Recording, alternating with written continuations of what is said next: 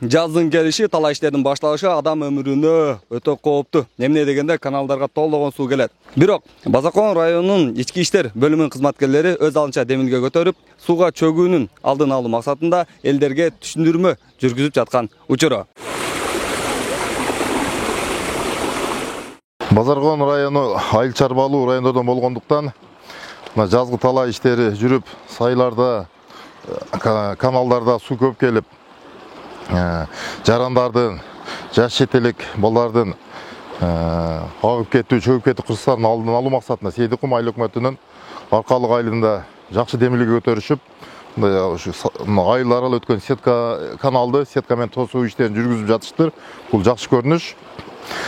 Мен суранып эскертип кетет элем коомчулукка, ата-энелерге өзгөчө жаш балдарын каттуу карап, көзөмөлдөп берүүсүн ар кандай кырсыктардан сактоо максатында.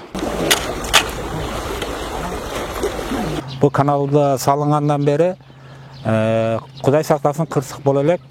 Ошо кырсыктын алдын ала жаштарды шу сууда чөгүүдө, сууда агып кетүүдө жаш балдарды мектепке баруудагы коопсуздугун камсыздоо максатында айылдын тургундары жана жаштары инициативаны көтөрүп, Россияда иштеген балдар акча которуп, ушундай жакшы ийгиликтерге жетишип отурабыз.